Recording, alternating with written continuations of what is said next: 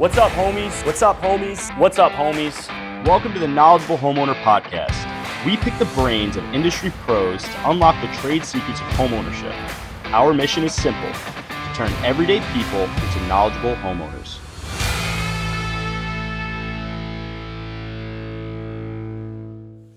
What's up, homies? Welcome back to the Knowledgeable Homeowner Podcast. I'm Sturdy Joe, and returning guest here today with us is Darryl Knight, owner of Front Porch Flora.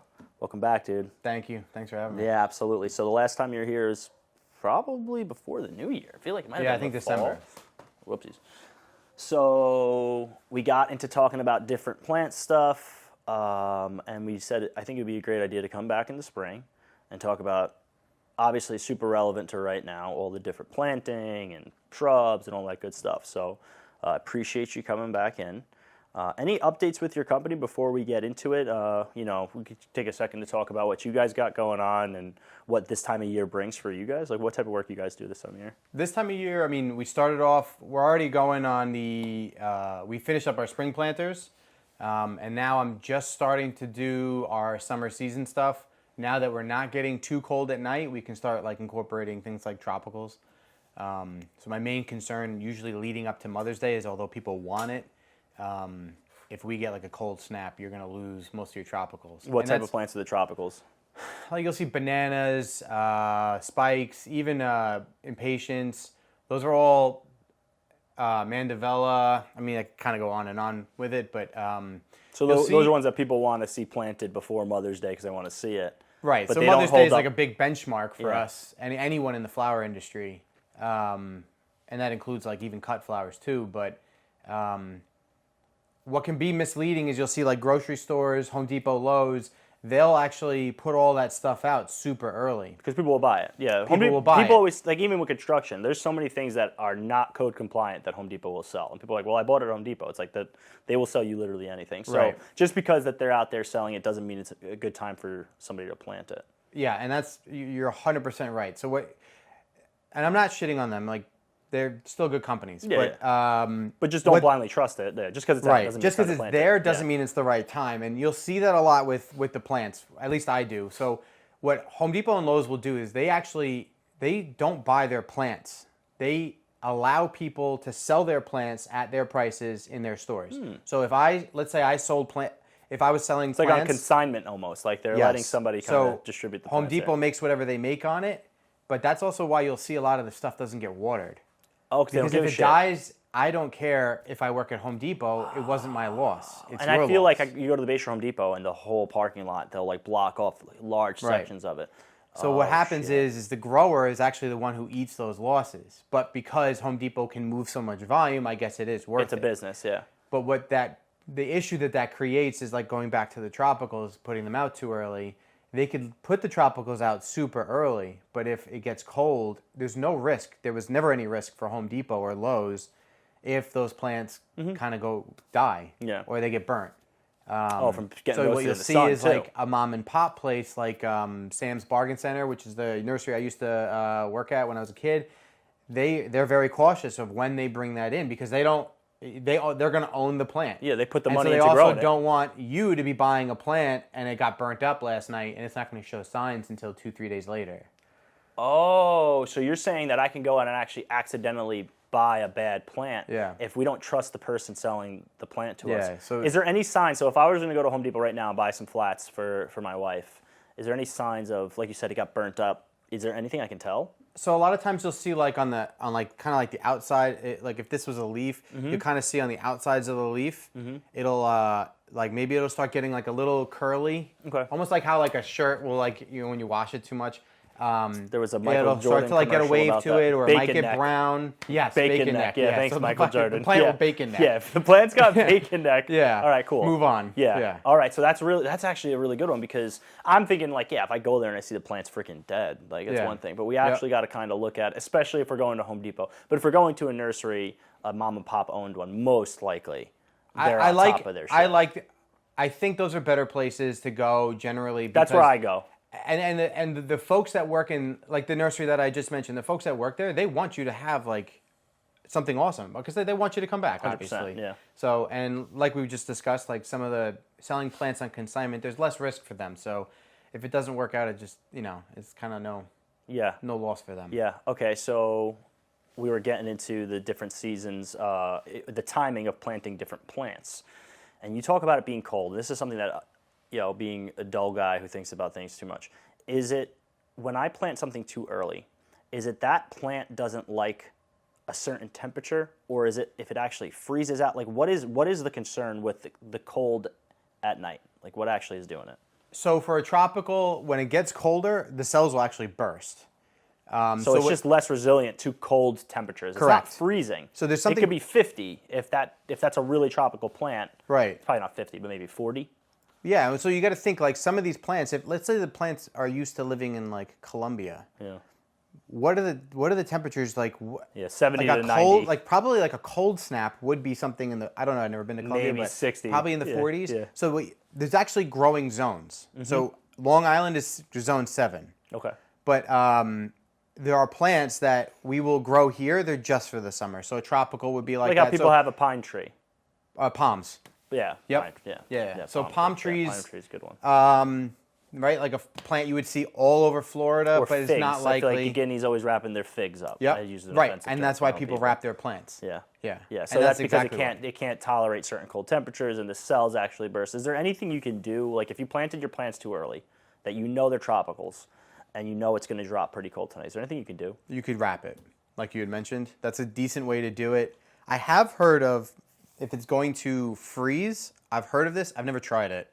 That you actually water them, spray down the leaves, and that if it were to be like getting icy, that the ice forming would somehow insulate it. Yeah, I do a lot of heat transfer stuff. My actual trade is energy efficiency in houses. And I focus a lot about heat transfer, and that to me, I'm not a physics guy, but it actually kind of does make sense in a weird way. Yeah. It's like an igloo too. An igloo will insulate you from the cold temperatures outside. It's weird. Okay. Right. It's a house of so ice. Possibly. Yeah. Possibly water. I think if it's going to get freezing tonight and you have tropicals planted, you probably just should not have bought them yet. Yeah. I don't know. Still don't like the chances. Okay. So what are some hard? I mean, by the time this comes out, we are going to be probably closer to when it is safe to plant the tropicals. But what are some more common plants that I can plant like pre-Mother's Day than like the stuff that will survive? Pre-Mother's Day. All right. So petunias are great, and there's a lot of different varieties of them. Petunias, calibrachoa. There's one that I've been getting. It's like Pachoa. So it's a combination of a calibrachoa and a petunia. Those are good. I do think as a tropical spike, those are very hardy. And so those will do like a cold snap. They'll usually last. A lot of times if you pay attention at the end of the summer this year, the plants, the tropicals that you'll see in some of the plantings, they'll go well into the fall. So those are the ones that you can kind of be like, okay, that one, right? Because once the fall hits, if the plant is there, it's like, oh, great. Yeah. It's still doing what what you want it to do. But you'll see that if that plant is lasting longer into the fall, then I like my chances of planting that one a little early too. Okay. Yeah, it makes perfect sense. It's in one way. It's going colder into the fall. Correct. And I can kind of gauge it. So it's a year after year thing. You kind of take it, you reiterate. Because it's the cold overnight, so I guess sun exposure doesn't affect it as much. But so there's some plants are like, they call it like being fleshier. And it's just like a New Guinea patient. If you touch the stem, like you could crush the stem with your fingers. It's filled with a lot of water. A banana is kind of the same way. So a fleshier plant like that. You say a banana like it's like a banana tree, like it makes bananas? It's I think it does make a banana. We don't grow. Not the banana It's a tropical banana. We're not growing it for any Does it look sort more of like fruit. a bush? It goes just up and out. Oh, cool. Yeah. I never heard that one. Those are like a fleshier plant, and those are the ones that are going to get real beat up when it gets cold. Okay, so they're actually, so physically when you sometimes if you it's can like tell. woodier, or just like I was saying, like a spike plant, like that's just a blade, and that's typically like they'll do a little bit better with the colder temperatures. Okay, yeah, I'm sure because of the water content in it. Actually, okay. But it's not the cool season is not bad. Like right now, still a good time for growing grass. It's been for a while.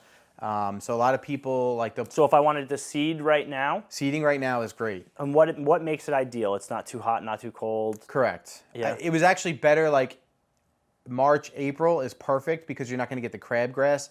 Right now, you could get crabgrass trying to reseed in your lawn, but if you put down, crabgrass will kill your grass because it's stealing all the sunlight. Is that what it is? It's not that it'll kill it; it's just going to choke it out. Like it's going to compete with your grass. So you want just your grass to grow. Way more resilient. Yeah. Okay. So, but you could put down. There are different types of like chemicals that you could put down. So, like you could put down a pre-emergent herbicide. And in a granular That'll kill form. all the crabgrass. It'll prevent.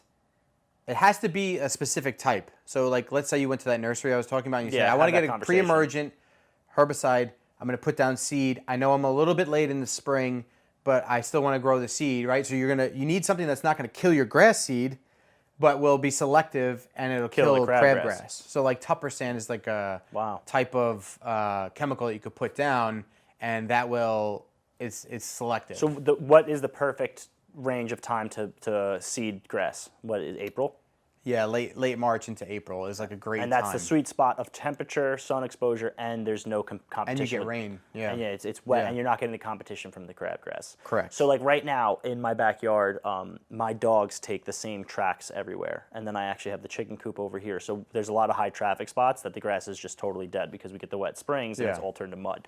So if I wanted to seed that area to get grass to grow, I'd actually be better off killing all the crabgrass, getting rid of the crabgrass, and pretty much starting fresh. Is that really that's the best case? Most likely, I would kind of either you're going to spray something like non-selective, like a Roundup, kill everything. Once it's done, which is usually about a week, 10 days, when the residual from the Roundup is done, then you would pull out all the dead stuff. And then I would loosen up the soil a little bit because it sounds like it's getting worked on a lot. Can I just physically remove it? You could also do that. That's what I was going to say. So you could also just go in with a shovel and kind of pop out like sod almost. Yeah, I would I've done go a little bit wider of pulling out grass. Yeah. And it is the most like non-heavy lifting, labor-intensive thing you can do is ripping out And I think if you could avoid using Roundup too, that's why it's I better. Asked, because it's still a chemical, and it's known to cause cancer. So like if you could avoid it, I think it's best. I'm a balanced person, right? Like, you know, we all worry about radiation and all this stuff, and I put a phone in my head 7 times. So it's like there's a balance to it, but it's like if I could rip the grass out, I'll do that instead of like I pick my weeds. You know what I mean? Like I don't spray. Yeah. I saw there was like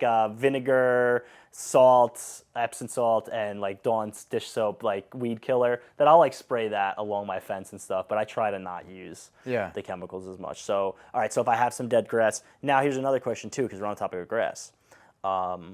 Sod versus seeding. Like, is there a time for both? Do you prefer one over the other? So sod is great because it's instant. And as long as you have water, you're going to have a beautiful lawn. I mean, and it comes in like super thick. Did you ever get into it, like sodding and stuff? Or is that something that you Yeah, we've done.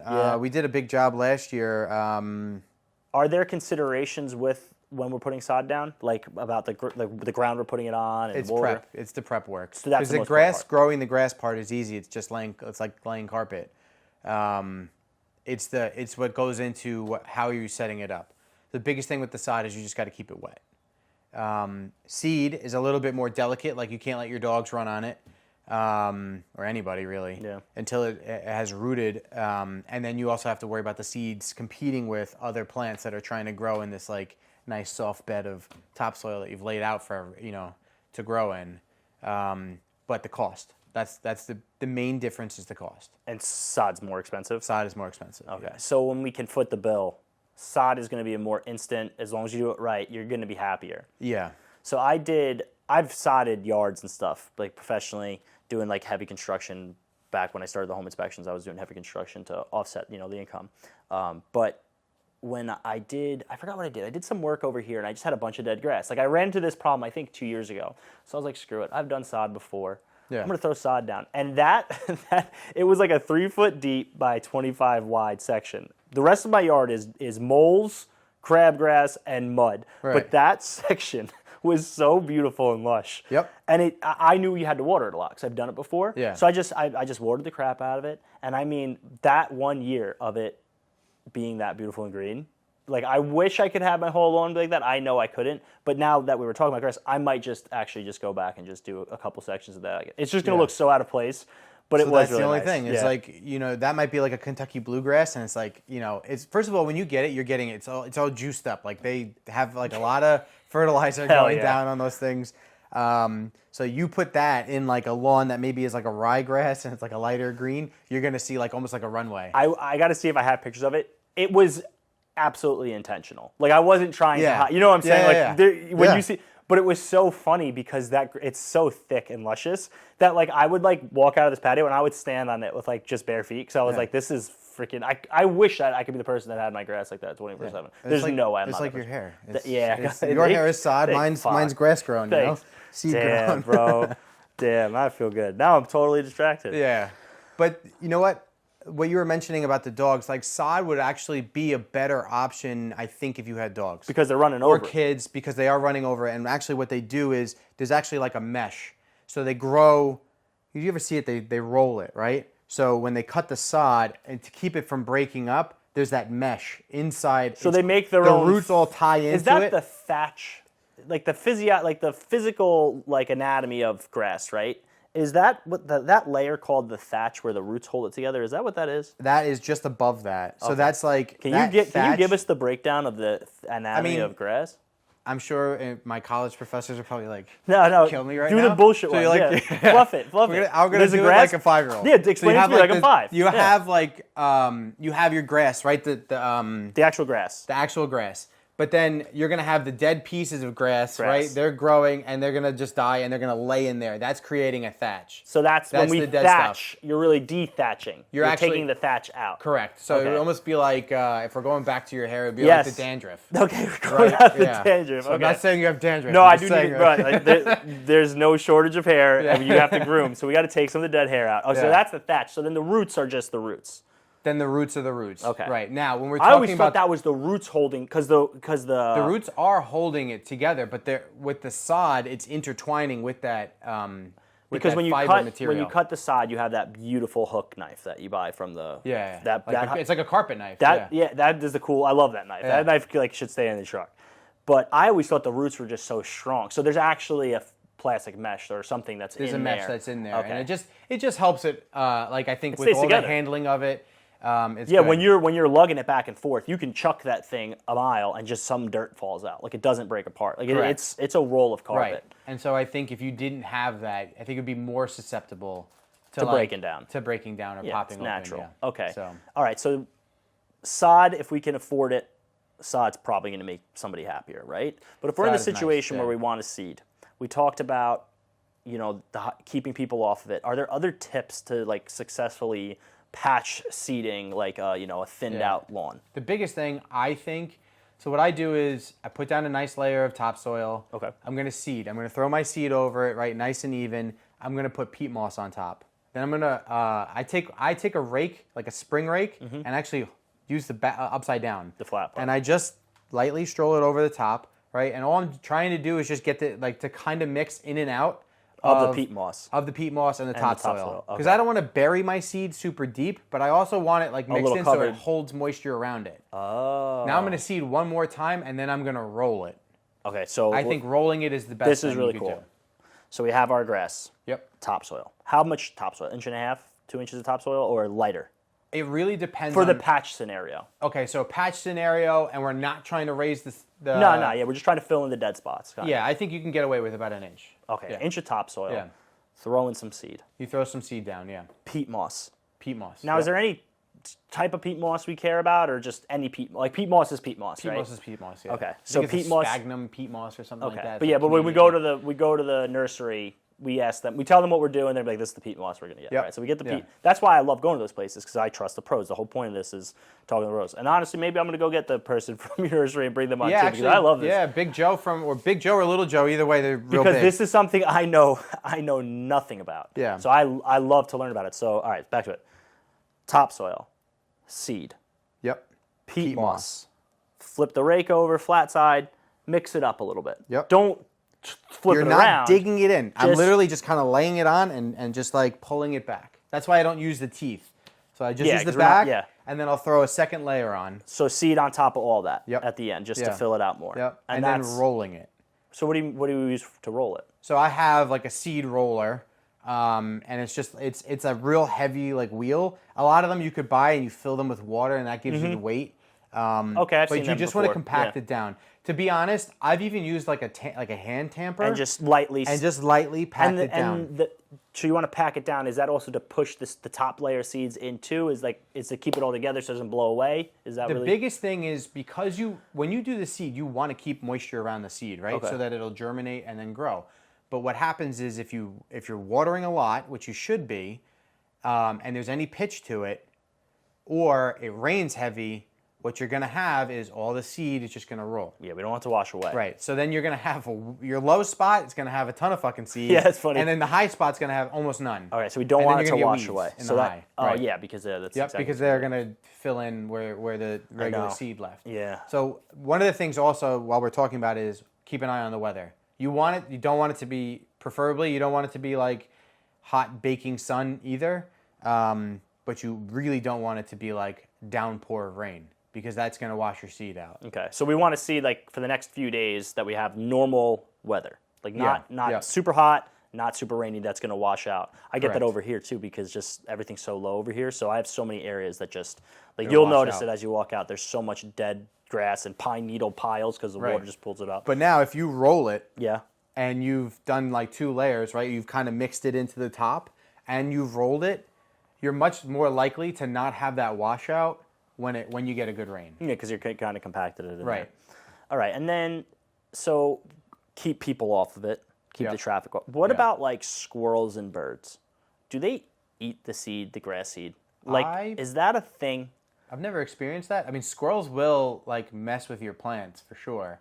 But that's not a concern when you're seeding. I've never had that. Okay, no, for no. some reason, because you throw seeds out to birds, like in my mind, I'm always like, I'm nervous that the squirrels are going to eat. So it's not Yeah. them, it's my dogs that are going to mess it up more than anything. Yeah, your else. dogs are Yeah. definitely going to mess it Yeah, up. Yep. and there's no keeping them off anything. So that's why over here, I think in the front, I have some spots I can get away with seeding, but I think in the back, I might because the small square footage that I need to do, it's like it's not a significant amount of money, Right. and it's such a nice green.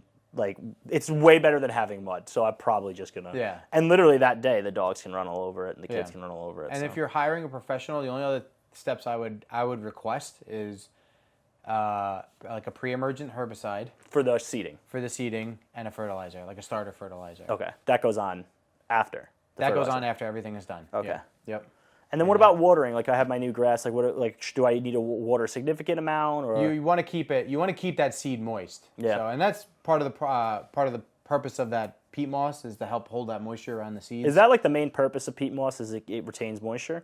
Yeah. Because they see it a lot when, like, in planting tips. I feel like peat moss is always used. Peat moss is a like- great additive, no matter what, I think, because it's gonna like topsoil has a tendency to compact and get real heavy, and so that could be a little bit hard for like a baby root to kinda like go kind of through. like push through. So the peat moss is nice because it helps hold moisture, but it also allows like some breathing room, so you get oxygen to kind of move through, and it doesn't like allow it to compact like that. So I'll mix. A lot of times will mix. I make my own potting soil, Oh, so I cool. want it to be like very light. But when I do like for grass, I'll do kind of the same thing. Like I make it so that the roots can kind of like get in there and like lock in before that topsoil like really compacts. Yeah. Okay, that's interesting because I've heard with like planting trees, and I don't know if we got into this last time, but I think we might have briefly. I've killed multiple trees in an effort to plant trees in the front. Like when you go out my front, I have like this like 10 by 10 little circle of grass, and in there is like a little flower bed. Right. All my wife wants is like a Japanese maple, like in the middle of it. Okay. And I've done it twice, and they've both died. So I think my timing's off. But So there are funguses and there are like viral tree diseases. in the soil.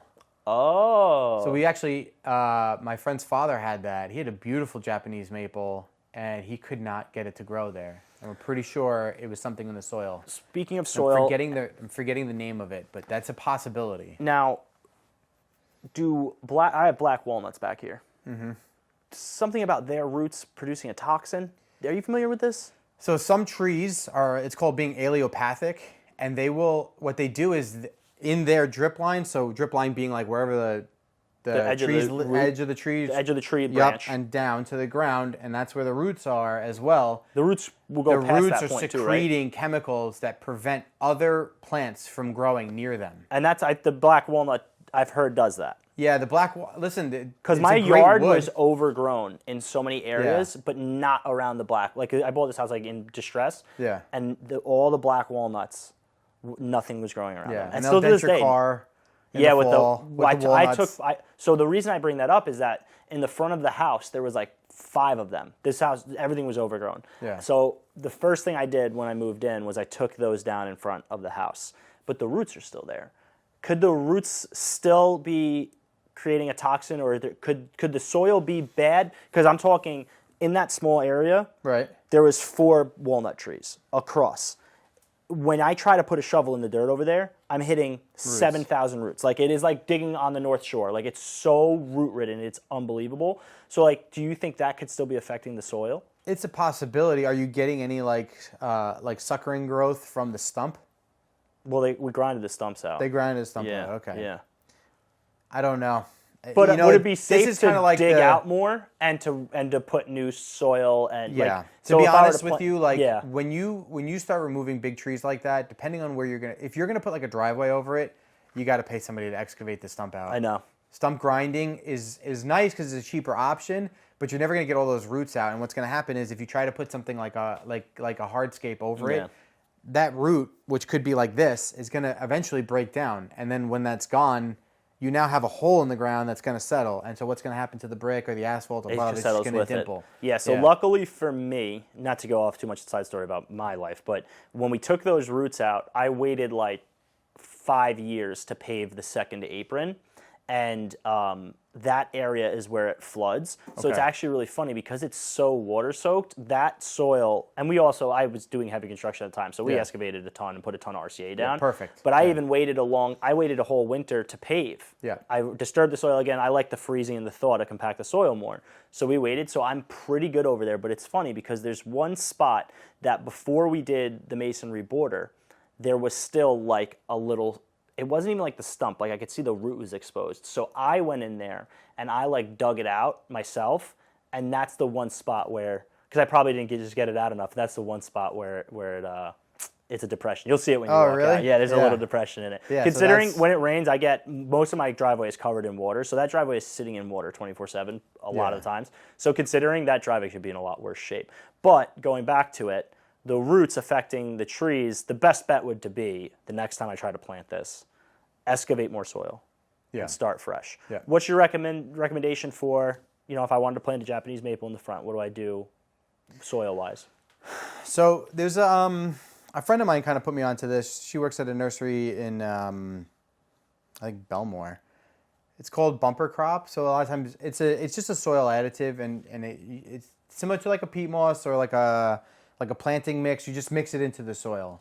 And what you want to do, so let's say if your Japanese maple came and the ball was this big, I might want to go twice. Okay. The diameter and dig around it. And this way, when I put the soil back up around the Japanese maple, I'm putting in, and again, the same concept. Like once it starts pushing out roots, I don't want it to go into like super hard, you want that raw compact soil. Yeah, yes. You don't want compacted soil. Right. So let it go into something that's a little bit like a little more gentle. Yeah. Let the tree like start to thrive, and then it'll push through compacted soil, no problem. Okay. But we just want to kind of give it.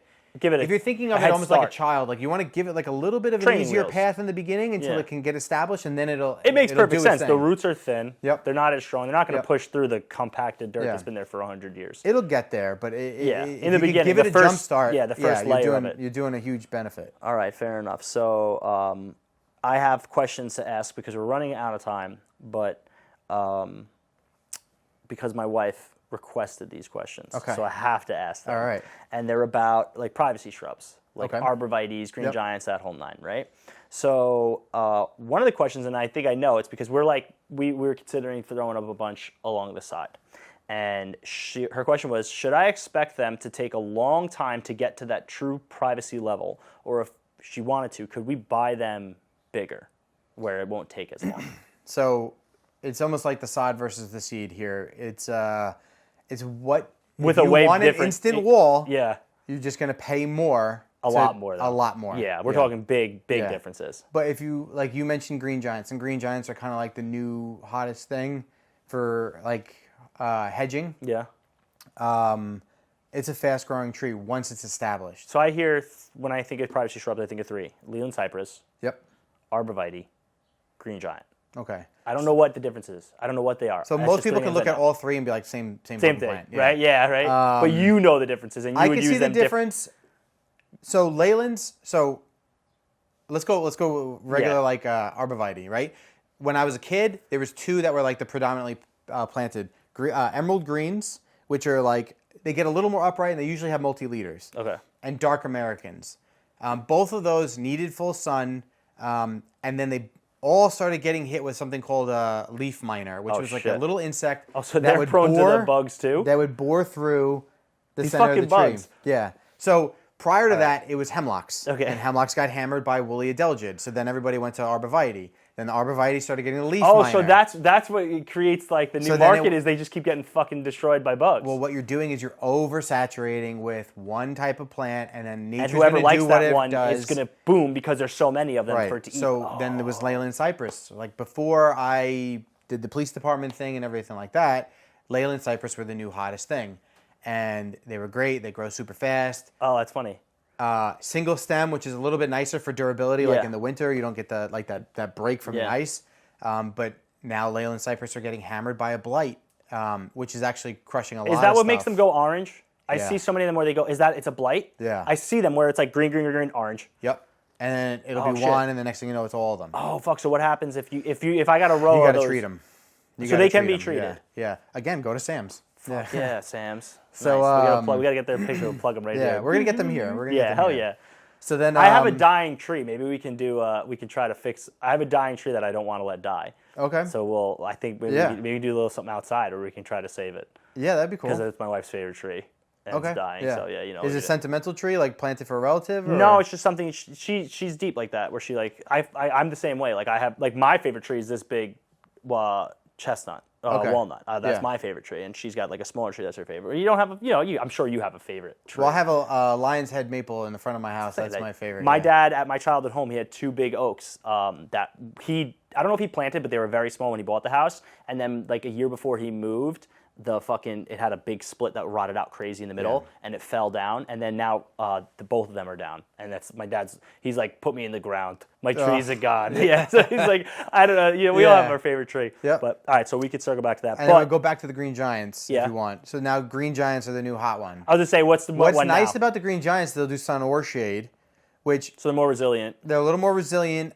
There's nothing messing with them right now, and if you live in an area with a lot of deer, the deer usually do not mess with them. That's important because we get crushed by deer over here. And if you have, let's say you planted along your fence and your neighbor has a branch that's hanging over and it shades out. What you used to see with the dark Americans is your arborvitae would be here, and then where the branch was, they'd be like down like this, and then over here because it wouldn't grow with the shade. They wouldn't keep up with like the other sides. That's hilarious. So it's less sensitive to the differences in sunlight and whatnot. Correct. Okay. All right. So if I'm looking at it, I'm looking at. But size, as far as what you want to plant, I have one last thing because we got to wrap in a second, and it's in reference to our last episode because you brought up the bugs. Yeah. We talked about Chinese lanternflies last time, and then the reel did pretty good. And then we had the guy who was obsessed with squishing them. Do you remember this? Yes. The guy who in the comments, we got a guy, you can go back to the Chinese lanternfly video, where this guy's whole account is about squishing lanternflies, and I thought he was fucking around, like, how do you squish them? And we were like, this guy was obsessed. Did he DM you?